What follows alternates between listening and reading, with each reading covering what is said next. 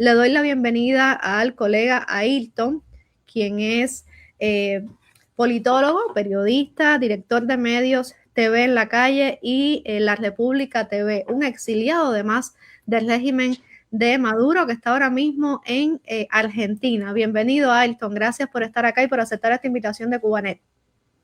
Hola, muy buenas tardes. En verdad, muy agradecido por la invitación, sobre todo porque demuestra ese espíritu de solidaridad democrática internacional en medio de lo que pasa actualmente en Venezuela y que, por supuesto, ha de tener también la atención de pueblos y naciones como Cuba. Así es, estamos teniendo algunos problemas con la conexión, pero Ailton, por favor, seguramente habrás visto la conferencia de prensa que finalizó hace unos instantes. Si quisieras comentarnos tus impresiones, yo voy a estar dando algunos detalles importantes, pero me gustaría saber tus impresiones sobre estos datos que han ofrecido no solo el presidente Donald Trump, sino vimos que también estuvo Marco Rubio, el secretario de Estado, estuvo igualmente, a ver, tengo acá varios. El secretario de Guerra también estuvo dando detalles de esta operación que se llamó Operación Resolución Absoluta y también estuvo el jefe de Estado Mayor Conjunto dando detalles igualmente. Coméntanos tus impresiones sobre esto. Bueno, sin duda alguna fue una rueda de prensa multitemática, evidentemente centrada en los acontecimientos de la madrugada del día de hoy en Caracas, pero en la que pudimos extraer varias cosas que yo creo que hay que abordar parte por parte para entender su lógica, para comprender evidentemente cuál es el mensaje que dio hoy Donald Trump al mundo en relación a esta operación americana en territorio venezolano. El primer punto, sin duda alguna, es la detención, la captura de Nicolás Maduro y Silvia Flores, y por supuesto todo el proceso judicial que van a llevar a cabo y al que se van a someter en territorio estadounidense por todo lo vinculado al crimen organizado, a las actividades vinculadas al narcotráfico y otras actividades que por supuesto son de carácter ilícita. La manera en la que describe Trump esta operación justamente busca enaltecer ese espíritu americano, ese poderío militar americano, ese carácter limpio de esa extracción en la que añade hubo enfrentamiento, en la que hubo resistencia e intento de huir por parte de Nicolás Maduro hacia lo que él describe como su búnker, como una fortaleza en el corazón de Caracas, pero que gracias a sus funcionarios militares y la coordinación entre sus funcionarios militares y policiales, se pudo llevar a cabo de manera limpia. Ese es como que el primer hito, ¿no?, que nosotros tenemos de esta rueda de prensa. El segundo hito, bueno, es que se confirma y lo establece de una manera clara y sin ambigüedad la posición de su gobierno de dirigir de carácter y de forma temporal los destinos del país para hasta que se encuentre en condiciones de encaminarse hacia una transición hacia la democracia. Aunque evidentemente hace hincapié cuando los periodistas le preguntan que cuánto puede durar este liderazgo de Estados Unidos sobre Venezuela o esta permanencia de Estados Unidos en Venezuela, él contesta justamente que no puede asegurar lo que quisiera que fuese poco, pero que el tiempo depende de la reconstrucción de la industria petrolera, por encima de hablar de otros temas como de justamente el poder convocar hipotéticamente a unas elecciones libres o de poder, qué sé yo, acompañar el proceso de institucionalización del país. Trump coloca el tiempo sobre lo que tarde la reconstrucción de la industria petrolera y yo creo que esto es una de las grandes cosas que llama la atención en estos momentos, porque evidentemente en su discurso, bueno, hace hincapié a que Estados Unidos en algún momento de la historia evidentemente invirtió en la industria petrolera y que tienen ciertas deudas por cobrar al Estado venezolano, sobre todo durante la era Chávez, cuando evidentemente se llevó al extremo la nacionalización de la industria petrolera y dejó y expropió o dejó al margen muchos contratos con transnacionales americanas de los hidrocarburos. Has resaltado ahí varios elementos y decías que el presidente Trump, por supuesto, decía que iba a estar, es decir, iba a haber presencia norteamericana en Venezuela militar. De hecho, incluso aseguró que todavía seguían los buques apostado frente a las costas de Venezuela y que iban a ayudar con el tema de la transición. Y en este sentido yo quisiera resaltar, porque en horas de la mañana se había comentado de que Delcy Rodríguez, el medio Reuters, había escapado a Rusia, estaban asegurando esto. Sin embargo, vimos que en la conferencia de prensa se aseguró que Delcy Rodríguez había sido juramentada como presidente de Venezuela y que Marco Rubio estaba en contacto con ella y además aseguraron que ella le había dicho que iban a colaborar con esta transición. ¿Qué conoces al respecto? ¿Quién está al frente del poder ahora mismo en Venezuela? Bueno, también es muy importante caracterizar cómo fueron dándose las apariciones públicas durante la mañana y parte de la madrugada del día de hoy por parte de los funcionarios de la administración afín a Nicolás Maduro. El que más dio la cara esta mañana fue un reportero de Venezolana de Televisión del Canal del Estado, que fue el que leyó un comunicado que no tenía mayores detalles, firmas, fecha, en qué momento se hizo, que es el que da y que expresa al país todo lo que desde la lógica del régimen se buscaba comunicar, y era justamente el tema del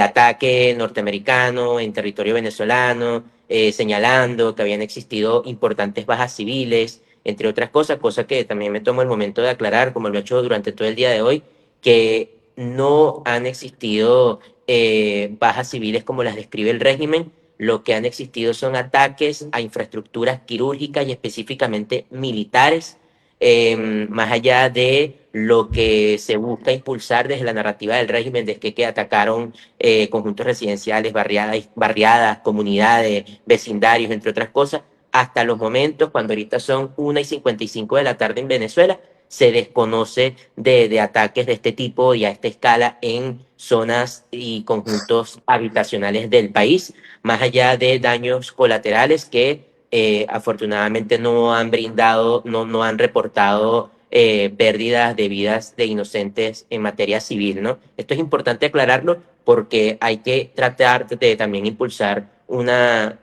narrativa que se apegue a la lucha contra la desinformación. Luego, evidentemente, vemos un video que no tiene tampoco la posibilidad de ser identificado, la fecha, en qué momento se grabó, del ministro de la Defensa, Vladimir Padrino López. Es un video que es atemporal, o sea, se desconoce en qué momento pudo ser grabado y por ende carece de legitimidad en tiempo y espacio como una respuesta a esta ofensiva. Y por supuesto, aparece la llamada de Delcy Rodríguez en tercer lugar, incluso, no, en cuarto lugar, porque antes de Delcy habla Winston Vallenilla, el que dirigía un canal del Estado y que es diputado de la Asamblea Nacional, que viene del mundo artístico, incluso viene de Radio Caracas Televisión, alguien que se vendió al régimen luego de que el régimen cerró este canal de televisión hace unos años.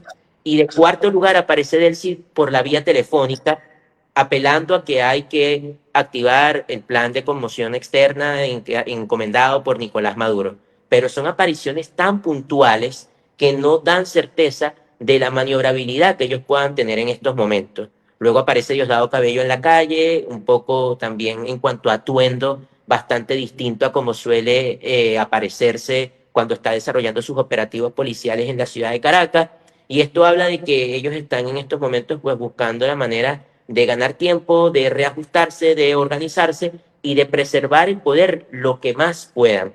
Ahora, cuando lo contrastas con esta entrevista de Donald Trump, pues evidentemente ahorita lo que se conversa, y es una realidad, es que parece que está sobre la mesa la posibilidad de que, según las mismas palabras de Donald Trump, salvo que luego la Casa Blanca haya sido que esclarezca que haya sido un error, pero mientras tanto, si solo tomamos las palabras de Donald Trump, habla de que estuvo una conversación con Delcy Rodríguez y que ella no le queda más, o ella no tenía otra opción más que ofrecerse a hacer todo lo que ellos solicitaran y evidentemente como encaminar todo este proceso de transición, que insisto, es una transición muy enfocada en los hidrocarburos y en la industria petrolera, más allá de que igual Donald Trump habla de que esto va a beneficiar a los venezolanos, de que va a beneficiar y va a generar riqueza en el país y que por supuesto va a permitir a que exista paz y justicia. Cuando habla de institucionalidad, separación de poderes y toda la depuración del Estado, simplemente podemos acuñárselo a los términos paz y justicia, que lo menciona en par de ocasiones durante su rueda de prensa. Ahora, lo que honestamente preocupa a estas horas es que cuando le preguntan por el liderazgo de María Corina Machado y que si ha tenido comunicación con María Corina Machado, él hace un señalamiento en el que afirma que, bueno, que ella pareciese no tener la posibilidad de controlar el país y que por ende como que no la pondera o no la visualiza como alguien con la que se pueda llevar a cabo la transición, cosa que más allá de hacer el análisis, más allá de hacer el recuento de esta rueda de prensa, yo creo que también se acerca un momento del ejercicio propio de la venezolaneidad, de la historia que han construido los venezolanos durante estos últimos años, en el que hay que afirmar la épica que significó el 22 de octubre del 2023, cuando fue electa María Corina Machado como candidata presidencial, y luego, a pesar de todas las trabas, pudo transferir todo su liderazgo a Edmundo González para que Edmundo González sea el presidente legítimo electo el 28 de julio del 2024. Yo creo que si bien suponiendo que los Estados Unidos estén ponderando controles fácticos, controles más inmediatistas, que les permita maniobrar con mayor facilidad todo su proyecto de transición en Venezuela, los venezolanos estamos llamados a apelar, ya que no somos militares, ya que no tenemos las armas, ya que no formamos parte de la discusión militar de lo que se vivió en esta madrugada del día de hoy, nuestra única herramienta, que fue el movimiento pacífico del 28 de julio, la victoria de María Corina Machado el 28 de julio junto a Edmundo González, quien fue el escogido y el votado por los venezolanos, a hacerle saber al mundo que una transición verdaderamente ordenada, verdaderamente transparente, verdaderamente institucional, reposa bajo el liderazgo opositor que se le confió a través del voto las posibilidades de llevar las riendas del país, más allá de todos los retos que se ha tenido durante estos años para poder concretar la transición, porque evidentemente no bastó solo con votar el 28 de julio, porque si no, no estuviésemos en este punto, pero yo creo que luego de lo que vimos esta mañana, en el que la cabecilla del régimen, la cúpula del régimen está desmembrada, yo creo que es el momento en el que exijamos a quienes quedan atrincherados en el régimen a que cedan paso, a que abran paso a la transición democrática que les garantice a ellos plenas garantías de reordenarse políticamente para el futuro, a quienes no hayan cometido crímenes de lesa humanidad, a que se les respete la vida a los presos políticos, a que se liberen los presos políticos, a que verdaderamente Venezuela pueda gozar plenamente de sus derechos civiles y políticos, de sus derechos humanos consagrados en nuestra Constitución, y a partir de allí, evidentemente, también rescatar el aparato económico del país. No va a haber pleno desarrollo en Venezuela por más que se intente apuntalar a un crecimiento exorbitante de la industria petrolera si no hay pleno respeto a los derechos humanos, si no hay pleno respeto a los derechos civiles y políticos y a la voluntad popular emanada el pasado 28 de julio en las urnas, cuando el pueblo venezolano decidió cambiar su destino con el voto, con la paz y por supuesto con la confianza de que el mundo nos apoyaría a lograr esta transición, y eso es lo que yo esperaría el día de hoy con todo lo que estamos viviendo. Ayrton, una de las primeras informaciones que vimos en esta madrugada era que Nicolás Maduro hacía un llamado al pueblo venezolano a salir a las calles en defensa de su régimen. ¿Qué se sabe? ¿Qué información llega desde el pueblo, la gente en la calle en Venezuela? Porque una cosa es lo que sale desde el régimen de Maduro, las informaciones de, bueno, de Cis Rodríguez, el aparato militar. En horas tempranas de la mañana nos decían incluso que estaban sacando efectivos militares a la calle para intimidar a la gente, pero el pueblo, la gente de a pie, de la calle, ¿qué informaciones les llegan desde ese caldo que es la masa popular? Bueno, nosotros desde la TV Calle, desde lo que son las 3 de la mañana, nos hemos mantenido en un operativo constante, haciendo sondeo y comunicándonos con nuestros infociudadanos para poder caracterizar cómo está la calle a estas horas y cómo se ha mantenido la calle durante toda esta jornada. Y hay unos hechos que son también inéditos y que aportan un carácter único al día de hoy, y es que justamente la presencia de colectivos donde ya de por sí se encuentran asentados no ha sido represiva, es decir, no es que se han volcado a atacar de manera frontal a la ciudadanía, sino que están apostados allí, ¿no? Como observando, también como calculando cuál es la situación y cómo evolucionan. Porque es que recordemos que los colectivos, la figura de los colectivos y cómo operan entre sí es bajo la metáfora del pulpo, o sea, la cabeza central del pulpo en estos momentos no está y se está discutiendo quién la ocupa. Y esos tentáculos quedan como a la deriva, quedan al aire libre y sabemos muy bien que el incentivo económico en estos momentos, que es al final lo que más los motiva a ellos operar como han operado durante todos estos años, se está poniendo en duda si verdaderamente vale la pena. Cada quien está haciendo sus cálculos personales, familiares, entre otras cosas, y yo pienso que eso ha generado cierta tensión en las zonas de Caracas, donde ya de por sí se encuentran asentados, como el 23 de enero, como Propatria en el oeste de la ciudad capital y otras más. Pero además, la presencia a la que siempre estamos acostumbrados, cada vez que existe algún movimiento que confronta al régimen de Nicolás Maduro, de organismos de policía, organismos militares y de seguridad del Estado venezolano, es muy precaria a estas horas, está muy disminuida, no es lo que se acostumbra a ver constantemente, y eso llama muchísimo la atención. Por otro lado, la ciudadanía, nuestra ciudadanía venezolana, yo pienso honestamente que hemos adquirido una capacidad increíble de leer el panorama político. La ciudadanía está evidentemente en casa, resguardándose, haciendo las compras que puede realizar para abastecerse y volver a sus hogares de manera bastante calmada, pero bastante confiada en que lo que se vivió en la madrugada no estaba dirigido hacia la población civil. Genera zozobra lo que sucede y por eso voy y compro algo y me abastezco. Pero no lo hago, digamos, pensando que en cualquier momento voy a ser blanco de ataque militar de un tercer país como Estados Unidos. Eso en estos momentos en Venezuela no se siente y no se respira.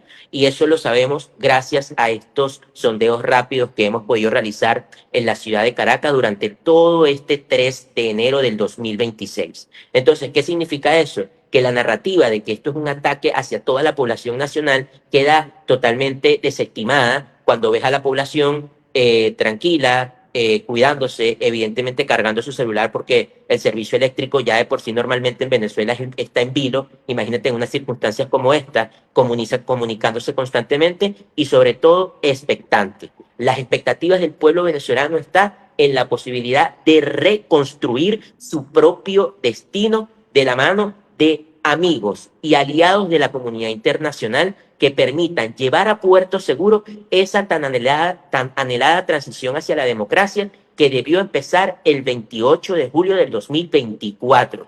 Nosotros nos pudimos ahorrar todo esto. Nosotros no estuviésemos hablando acá de explosiones en la ciudad capital, de todo lo que ya hemos vivido durante el día de hoy, si se apuntalaba desde el régimen hacia una transición ordenada y de reconocimiento al voto. Por eso soy muy enfático, porque este es un mensaje tanto para nosotros como venezolanos, de entender por qué estamos donde estamos, para los terceros países, aliados o no aliados, y por supuesto también para incluso quienes hoy siguen atrincherados en el régimen y persisten dentro de Venezuela en estos momentos. La comunidad internacional que en estos momentos está preocupada por Nicolás Maduro y por lo que pueda haber significado esta incursión militar de los Estados Unidos en Venezuela, habrá que preguntarles qué hicieron ustedes para evitar esto luego del 28 de julio del 2024. Nos dieron la espalda. Gustavo Petro, Lula da Silva, AMLO, antes de que incluso saliera de la presidencia en México. ¿Qué hicieron? Hablaron de una comisión de diálogo que garantizara transición, que garantizara protección a los derechos civiles y políticos de los venezolanos. ¿Pero qué hicieron? Nada, darle tiempo al régimen y el régimen se burló también de todas las posibilidades de verdaderamente garantizar una transición. Entonces, eso por ese lado. Y por otro lado, yo sí creo que nosotros, bajo ese discurso, no nos debemos salir de allí como ciudadanos, como periodistas, como quienes venimos documentando la verdad desde hace tanto tiempo y recordar cuál es el epicentro de esto. cuál es la razón de ser de esta situación que estamos viviendo los venezolanos y que evidentemente recibimos con calidez y con aprecio y con cariño la solidaridad de todos los pueblos de Latinoamérica, del pueblo cubano, del pueblo nicaragüense, del mismo pueblo colombiano y de otras tantas naciones que son muy distintas en algunos casos a los regímenes que hoy las gobiernan. Resaltar varios aspectos. Hablabas del tema, bueno, María Corina, el Mundo González Urrutia, vimos este comunicado de María Corina Machado, la dirigente opositora, que bien temprano envió un mensaje al pueblo venezolano a través de X a propósito de esta incursión militar y de la captura de Maduro. Según este comunicado que estamos viendo acá en pantalla, dice ella, llegó la hora de que la soberanía popular y la soberanía nacional rijan en nuestro país. Vamos a poner orden, liberar a los presos políticos, construir un país excepcional y traer a nuestros hijos de vuelta a casa. Hoy estamos preparados para hacer valer nuestro mandato y tomar el poder. Permanezcamos vigilantes, activos y organizados hasta que se concrete la transición democrática, una transición que nos necesita a todos. Es un fragmento apenas de este comunicado de María Corina Machado. Y yo quisiera resaltar además, hacías mención ya a lo que es Petro, ¿no? Vimos que Petro fue el presidente de Colombia, uno de los primeros en reaccionar. También lo fue, por cierto, los funcionarios del régimen cubano, Miguel Díaz-Canel, el canciller Bruno Rodríguez Parrilla. Incluso hace poco hubo una movilización acá en La Habana organizada por el régimen cubano frente a la Embajada de los Estados Unidos. Y yo quisiera resaltar, teniendo en cuenta esto, algo que sucedió en esta conferencia de prensa. Pongo acá en pantalla para que avance en la medida que les comento sobre esto, algo breve. Se mencionó el tema de Petro. Alguien en la conferencia de prensa le preguntó a a Trump sobre esto y dijo Trump que sabía que Petro tenía plantas de cocaína y dijo esta frase: más vale que se cuide. Además, en varios momentos de este comunicado, de esta conferencia de prensa, se lanzaron advertencias. Según dijo Trump, lo que pasó a Maduro puede pasar a otros. Fue parte de esto. Y también vimos que el secretario de Guerra dijo: los adversarios están bajo aviso, Estados Unidos actuará en cualquier lugar y en cualquier momento. Y además a Marco Rubio le preguntaron específicamente sobre el tema de los cubanos, el tema de Cuba, el papel que puede jugar en esto, y se ha venido hablando durante todos estos meses del efecto dominó que puede tener en toda la región todo este operativo en Venezuela y la captura de Maduro. Y según dijo el secretario Marco Rubio, Cuba es un desastre con una economía colapsada, gobernada por un viejo decrépito. Dijo además que el anillo de seguridad de Maduro estaba lleno de cubanos. Y además dijo esta frase: si fuera parte del gobierno cubano estaría preocupado. ¿Qué tendrías que comentar al respecto, Ayrton? Bueno, yo creo que inicialmente el tema con Gustavo Petro y con las plantaciones de cocaína en Colombia se puede reflejar bastante bien con el famoso refrán popular en Venezuela que dice, y que a lo mejor es usado en otras naciones, y es que... Nos perdimos a Ayrton por un momento, vamos a ver si regresa, quizás le entró una llamada. Estamos conversando. Sí. Ajá, cuando veas las barbas de tu vecino arder, pon las tuyas en remojo. Es decir, yo pienso que ese es el universal que está llamando a dar el gobierno de los Estados Unidos con esta incursión militar, y es que quien produzca plantaciones afines al narcotráfico, quien comercialice con actividades ilícitas, quien busque introducir drogas a los Estados Unidos, sin duda alguna puede tener el mismo destino, y llama a que, por supuesto, los poderes públicos no se alíen con carteles, no se conviertan en carteles y no utilicen las infraestructuras y las instituciones de los estados latinoamericanos y de cualquier otra nación para verdaderamente, bueno, promover este tipo de acciones que a los efectos y bajo la lógica americana pone en riesgo la soberanía popular de su país. Es lo que ellos alegan y es su mayor argumento, que esta situación pone en riesgo la soberanía por todo el daño que le hace a su población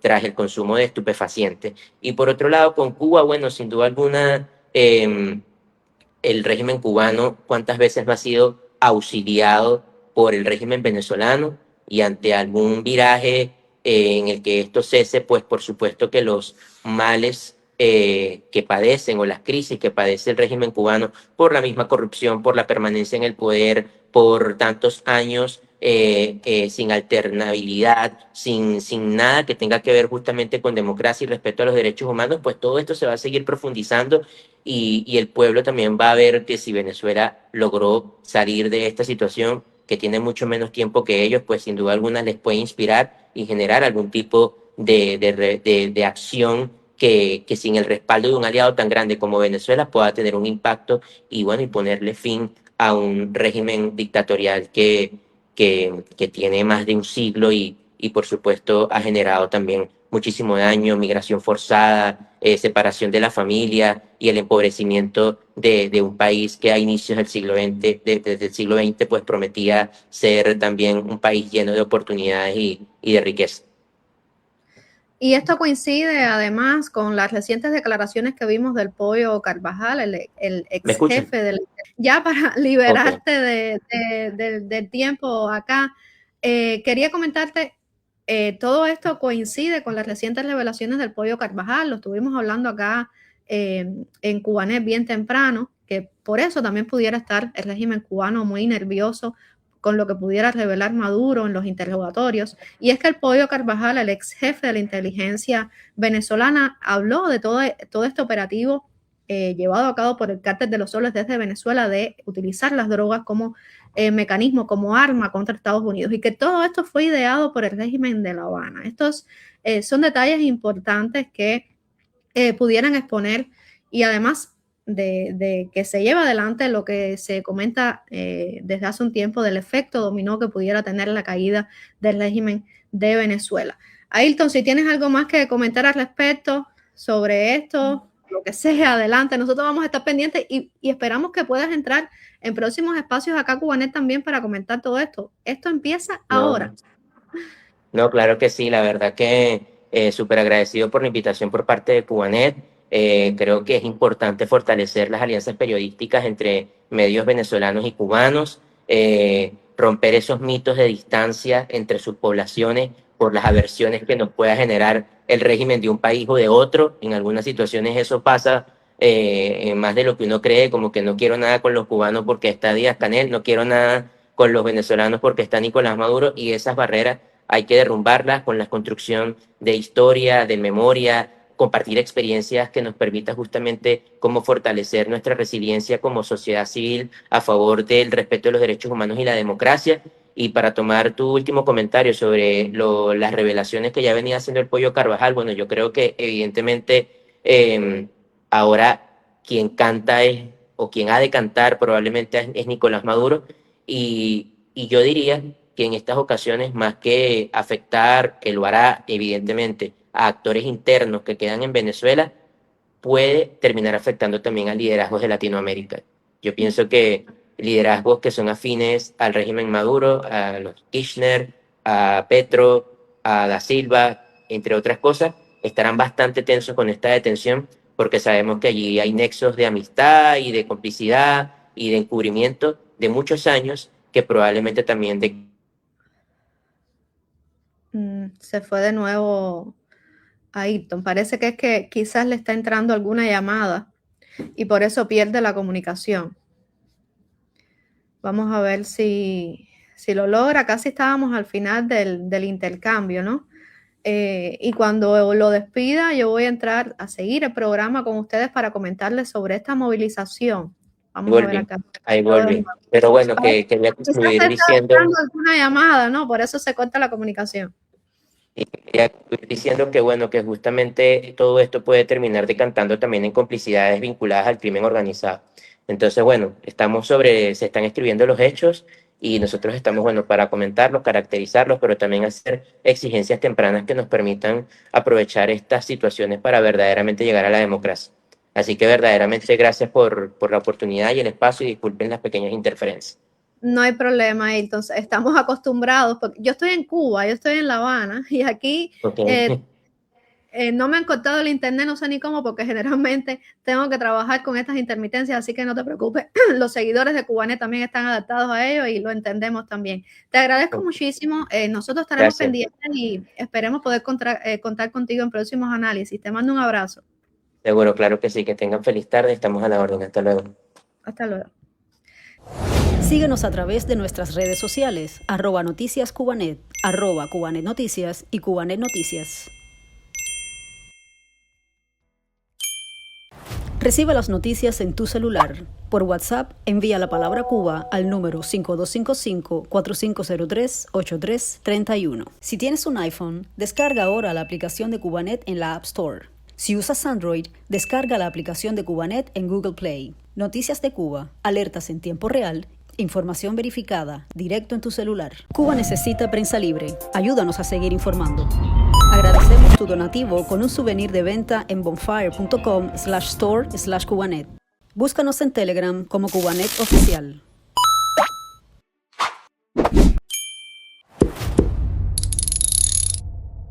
En YouTube, suscríbete al canal Noticias Cubanet.